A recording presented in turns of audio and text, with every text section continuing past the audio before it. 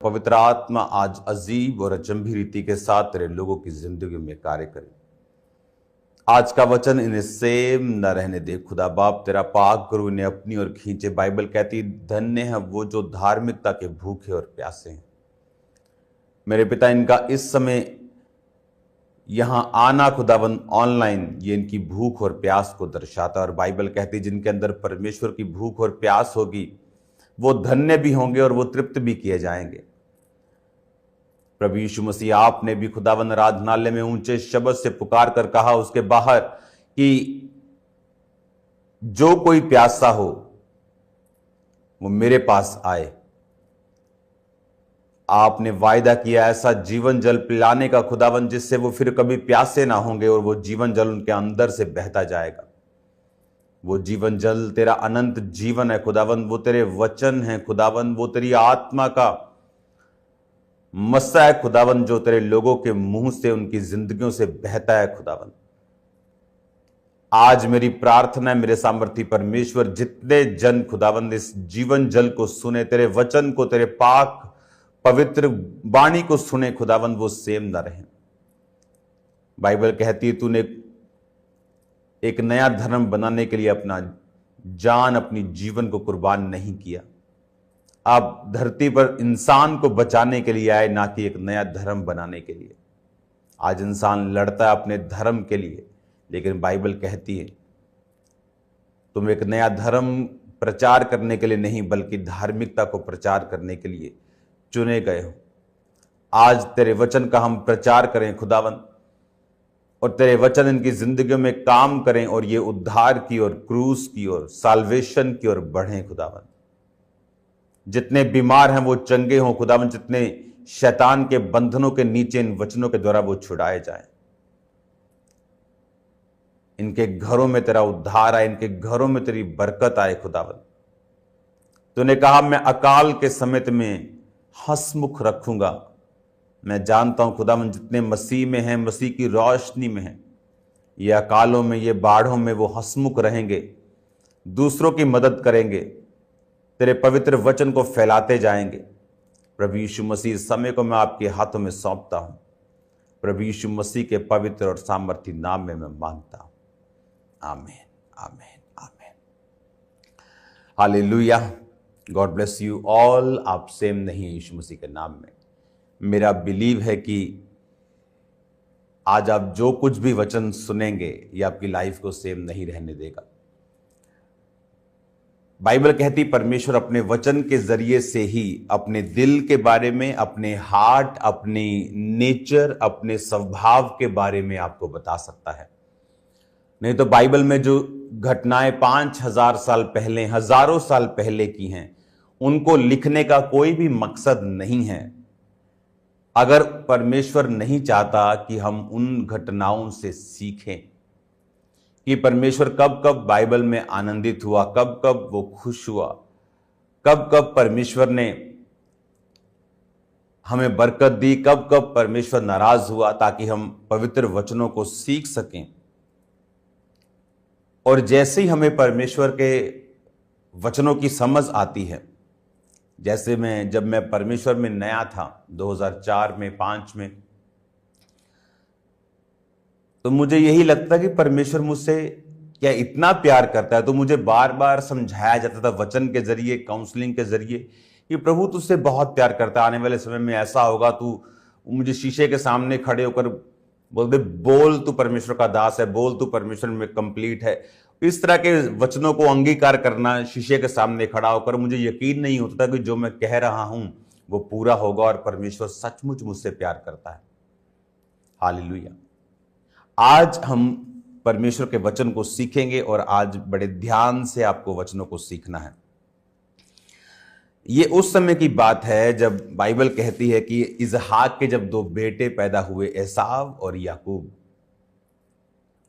और जब ये 2 जुड़वा इसहाक के शादी के 20 साल बाद पैदा हुए रिबिका से, और रिबिका जो एक आत्मिक औरत थी, क्योंकि जैसे ही अब्राहम के नौकर ने उसे बताया था कि अब्राहम के एक बेटा है इसहाक, और अब्राहम ने मुझे शपथ खिलाकर, सौगंध खिलाकर भेजा है कि तू इस देश से कोई लड़की मेरे बेटे के लिए नहीं लेगा जो परमेश्वर को नहीं जानती, लेकिन तू मेरे ही देश की लड़की को जाकर लेके आएगा, और अगर वो आने से मना कर दे तो तू मेरी इस शपथ से छूट जाएगा।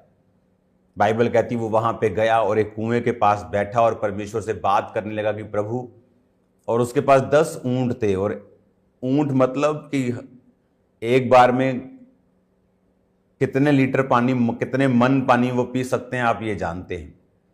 तो वो परमेश्वर से क्या बोलने लगा कि परमेश्वर, अगर तूने ही मुझे यहां भेजा है तो जो लड़की यहां आएगी और मैं उसे बोलूंगा कि मुझे पानी पिला, तो वो अगर मुझसे ये कहेगी कि मैं तुझे पानी पिलाकर तेरे 10 ऊंटों को भी पानी पिलाऊंगी, तो वही होगी जो तूने अपने दास इसहाक के लिए चुनी है। बाइबल कहती तभी रिबका वहां पे आई और उसने जब उससे पानी मांगा कि मुझे पानी पिला, और रिबका ने अपने उस जो जहां से जिस कुएं से वो पानी जिस मटके में उसने भरा था उस मटके से उसको पानी पिलाने लगी और उसको ये बोला कि तू पी ले, उसके बाद मैं तेरे 10 ऊंटों को भी पिलाऊंगी। ये एक शॉकिंग बात थी। इंसान को तो पानी ठीक है पिला दिया, लेकिन 10 ऊंटों को भी पिलाऊंगी, तो ये इम्पॉसिबल था ऐसा लड़की का किसी अनजान व्यक्ति को 10 ऊंटों के साथ बोलना कि अब वो लगातार अगले 2 घंटे पानी पिलाएगी उनको। तो ये परमेश्वर की निशानी थी उसको। और बाइबल कहती जब वो उसके घर पे गया उसने सारा वो स्टोरी बताई, और उसके घर वाले पर उससे बोले कि हम ना तो तुझसे भला कह सकते हैं ना तो बुरा कह सकते हैं, अगर यहोवा ने तुझको भेजा है। अगले दिन वो उसको लेकर इसहाक के पास गया, वो इसहाक की पत्नी हुई और वो 20 साल बांझ रहे। ये जानते हुए भी रिबका को परमेश्वर ने भेजा है, इसहाक 20 साल अपने बेटे, अपने वंश की वेट करता रहा। जब भी, इसमें बहुत सारे पहलू हैं, जब भी परमेश्वर की कोई बड़ी योजना होती है बाइबल में, अगर आप ध्यान से पढ़ेंगे तो उन व्यक्तियों की जो जिंदगी थी वो आम जिंदगी की तरह वो आसान लाइफ नहीं थी, बरकतों से भरी हुई थी लेकिन इजी नहीं थी। अब्राहम को अपने वंश के लिए 100 साल का इंतजार करना पड़ा, क्योंकि परमेश्वर ने कहा था जो तेरा निज वंश होगा उसी को मैं आगे लेके जाऊंगा और अपनी प्रतिज्ञाओं को उसी वंश से पूरा करूंगा। उसके बाद इसहाक को 20 साल अपने बच्चों का इंतजार करना पड़ा। जब भी कोई बड़ा घर बनता है उसे टाइम नहीं लगता, लेकिन अगर आपने छोटी सी झोंपड़ी बनानी हो, छोटा घर बनाना हो, तो आप उसे जल्दी बना लेते हैं। लेकिन अगर बड़ा ताजमहल बनाना हो तो उसे समय लगता है। एक बड़ा घर बनाना हो, चट्टान पर बनाना हो, तो उसे समय लगता है। कई बार परमेश्वर जब आपकी लाइफ में काम करता है, अगर बाइबल में आप देखेंगे तो बहुत से कम ऐसे बच्चे हैं जिनकी अनाउंसमेंट स्वर्गदूतों के द्वारा की गई है आने से पहले। सैमसंग उनमें से एक था। लेकिन अगर आप उनकी भी स्टोरी को पढ़ेंगे तो उन सैमसंग के जो माता पिता थे वो धर्मी होने के बावजूद बुजुर्ग हो चुके थे और उनके कोई भी संतान नहीं थी।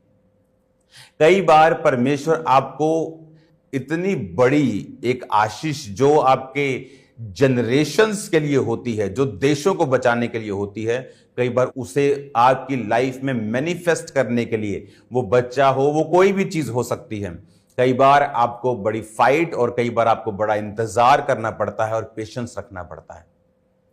और वचन ये कहता है कि सैमसंग फिर किस तरह से अपने लोगों के लिए उद्धार का कारण हुआ, और ऐसा पहला व्यक्ति था, वो पूरी दुनिया में ऐसा इकलौता व्यक्ति था जो गधे की जबड़े की हड्डी से हजारों बंदों को मार देता था। इतना पावरफुल था, और वो मस्कुलर नहीं था, ऐसे बड़ा हल्क के जैसा नहीं था, एक नॉर्मल बीइंग था। क्योंकि जब उसमें पावर आती थी और लोग हैरान होते थे कि क्या ये हमारे जैसा नहीं है, लेकिन जब परमेश्वर की शक्ति उस पर आती थी तो वो एक्स्ट्रा ऑर्डिनरी काम करता था। और यही आज का वचन है। जब आप कुरिन्थियों की पुस्तक को पढ़ते हैं, पहला कुरिन्थिया 1 आपकी स्क्रीन पर आप उनको देखेंगे, उसकी 1 और उसकी 27 आयत में लिखा, परंतु परमेश्वर ने जगत के मूर्खों को चुन लिया है कि ज्ञानवानों को लज्जित करें। और परमेश्वर ने जगत के निर्बलों को चुन लिया है कि बलवानों को लज्जित करें। परमेश्वर ने जगत के नीचों तुच्छों जो है भी नहीं उनको चुन लिया है, उन्हें ताकि जो हैं व्यर्थ ठहराएं, ताकि कोई प्राणी परमेश्वर के सामने घमंड ना करने पाए। अब यहां पर परमेश्वर ने क्या कहा, हमें यह बात समझनी है कि जब सैमसन चुना गया था, तो मैं आपको फिर बता रहा हूं कि वो मस्कुलर बड़ा बॉडी वाला इंसान नहीं था। नहीं तो लोग ये कहते हैं कि इसकी बिल्डिंग, इसकी जीन्स ही ऐसे हैं, वो परमेश्वर को महिमा नहीं दे पाते। तो वो कहते हैं इसकी कुदरत ने इसको ऐसा बनाया है, मस्कुलर बड़ा बॉडी, डोले शोले, सिक्स पैक, और इसलिए ये ऐसे बड़े बड़े लोगों को मार देता है, ताकत बहुत है। लेकिन वो आम दिखने वाला इंसान था, आम बॉडी वाला इंसान था, एवरेज बॉडी वाला इंसान था। और जब परमेश्वर का आत्मा उस पर उतरता था तो वो एक्स्ट्रा ऑर्डिनरी हो जाता था। और क्या लिखा परमेश्वर ने नए नियम में, क्यों यीशु मसीह कुर्बान हुए आपके लिए। और आज परमेश्वर का मैसेज क्या है, परमेश्वर ने कहा, परंतु परमेश्वर ने 26 आयत भी पढ़ेंगे, हे भाइयों अपने बुलाए जाने को तो सोचो, ना शरीर के अनुसार बहुत ज्ञानवान, ना बहुत सामर्थी, ना बहुत कुलीन बुलाए गए। परमेश्वर ने कहा अपने बुलाए जाने को सोचो, ना शरीर के अनुसार बहुत ज्ञानवान, ना बहुत सामर्थी, ना बहुत कुलीन बुलाए गए। उसने कहा सोचो तुम, परमेश्वर ने तुमको किस लिए बुलाया है। मैं अपनी फैमिली से बात कर रहा था कि अगर हम पूरी दुनिया में घूमें और देखें जिनको परमेश्वर इस्तेमाल कर रहा है, और उनको भी देखें जो प्रभु जिन्हें इस्तेमाल कर रहा है और उनके साथ जो काम कर रहे हैं, आपको ये लाइन पूरी होती हुई नजर आएगी। वहां आपको ज्ञानवान नहीं मिलेंगे। जब भर्ती होती है परमेश्वर के लोगों की, तो इसलिए नहीं होती कि ये कंप्यूटर इंजीनियर है, मैं इंजीनियर हूं, इसे परमेश्वर ने चुन लिया, बड़ा अच्छा बोलता है, बड़ा अच्छा।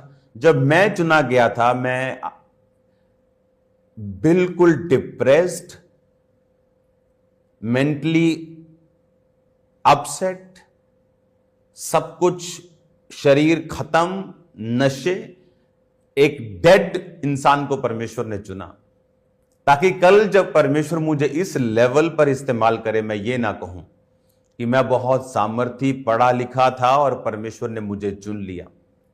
सब कुछ खत्म जब हो गया तो परमेश्वर ने कहा अपने बुलाए जाने को सोचो, ना शरीर के अनुसार बहुत सामर्थी, ना ज्ञानवान, ना कुलीन, ना अमीर बुलाए गए। परमेश्वर ने कहा परंतु परमेश्वर ने जगत के मूर्खों को चुन लिया है।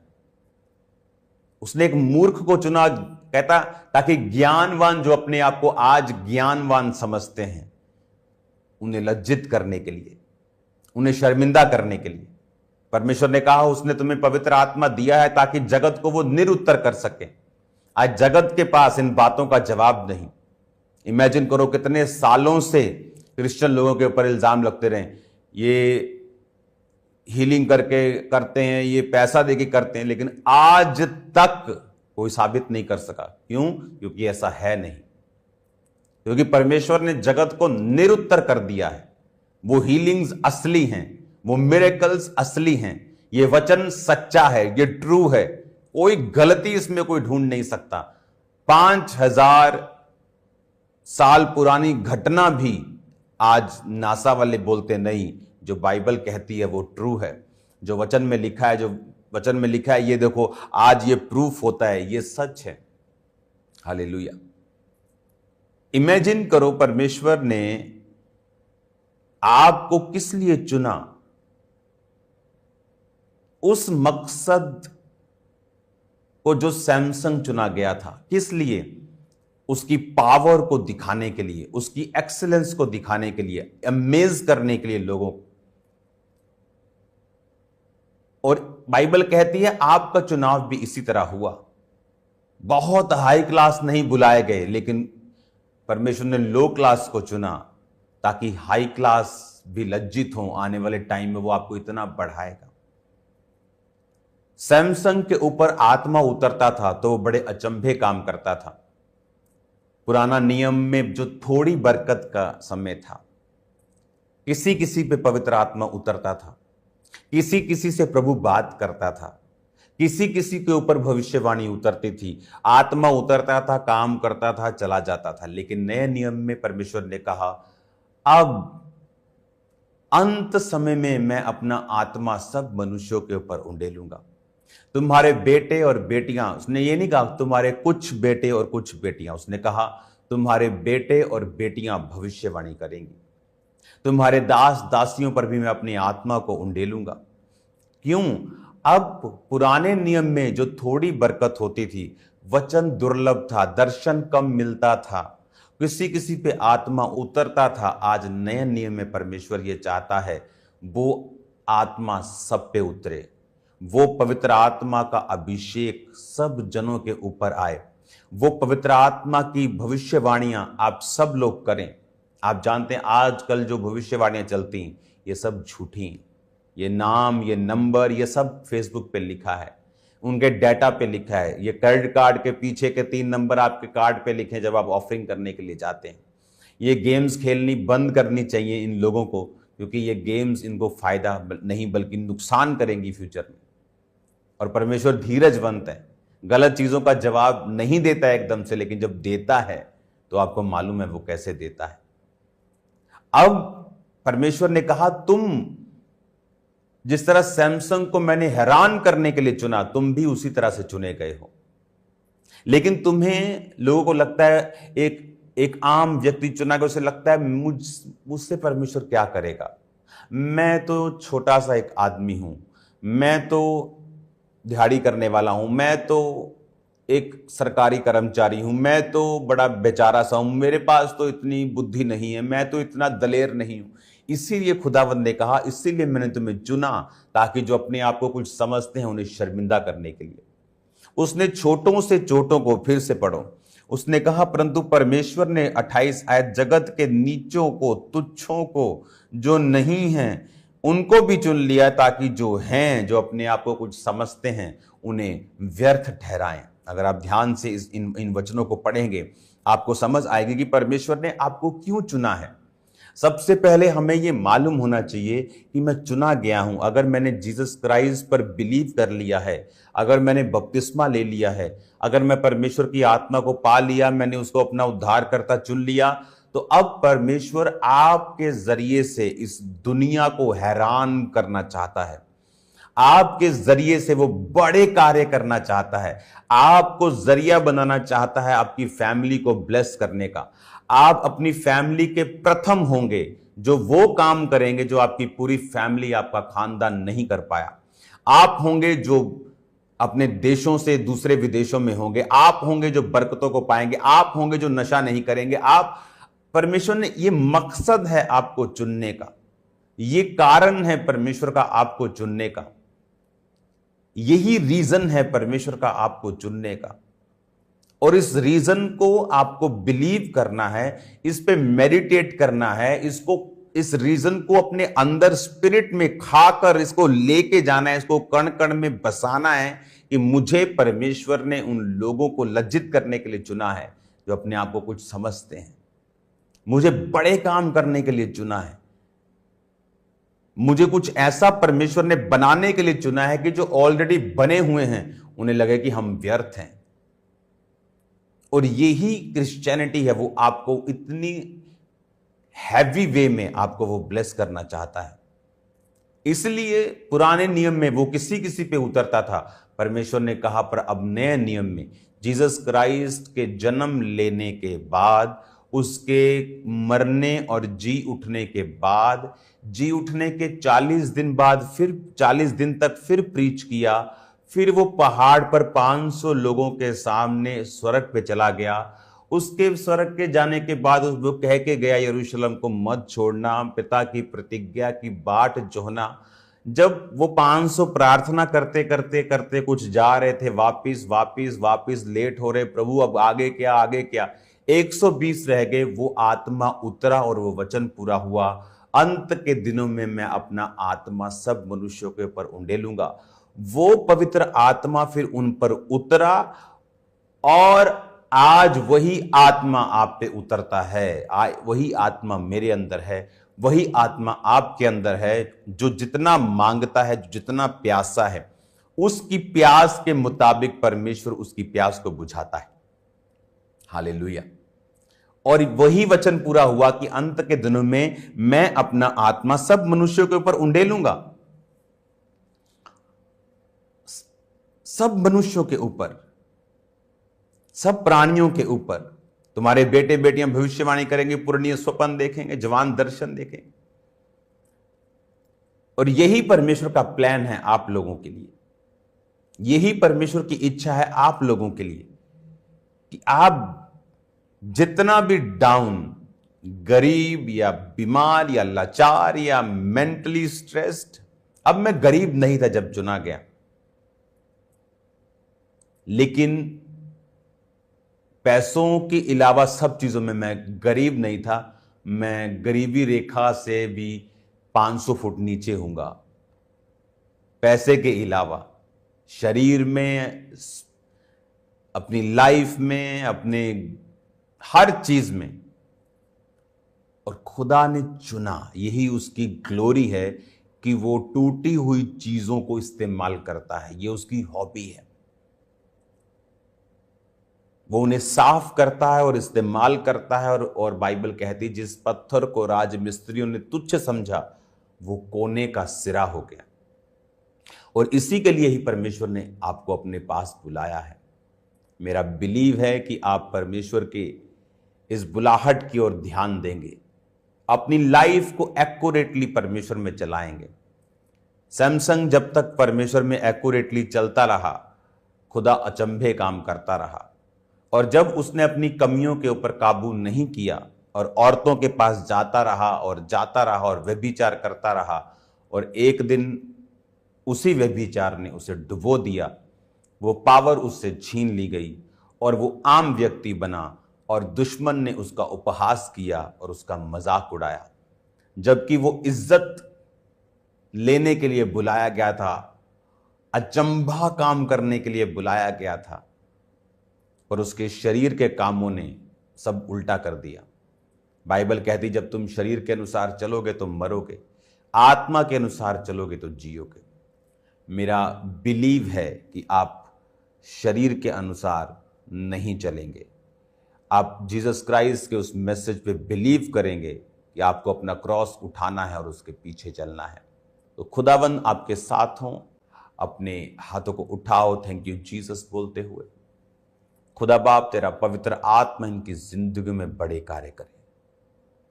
ये वचन इनकी जिंदगी में 100 गुना फलों को लेके आए। और आज जितने लोग पहली बार इस वचन को सुन रहे हैं और आप चाहते हैं कि प्रभु यीशु मसीह आपके जीवन में आए और आपको छुड़ाएं सब बीमारियों से और सब कलेशों से, सब इस संसार के दुखों से, तो अपने हाथों को उठाकर मेरे पीछे बोलें, प्रभु यीशु मसीह मुझे क्षमा करें, मेरे जीवन में आए। मैं विश्वास करता हूं आप मेरे लिए मारे गए, गाड़े गए और तीसरे दिन मुर्दों में से जी उठे। आप मेरे उद्धार करता हैं, मुझे रिजेक्ट ना करें, क्योंकि मैंने सुना है कि आप पापियों को मारते नहीं बल्कि उनके पाप को मारकर उन्हें अपना बेटा बनाकर शुद्ध साफ कर कर उनके जीवन में रहते हैं। मेरे जीवन में आए और रहें, मुझे अपनी संतान होने का अधिकार दें, क्योंकि आप मेरे उद्धारकर्ता और मेरे परमेश्वर हैं। प्रभु यीशु मसीह के सामर्थी नाम में, आमीन, आमीन। God bless you all. खुदावंद आपको बरकत दे सबको।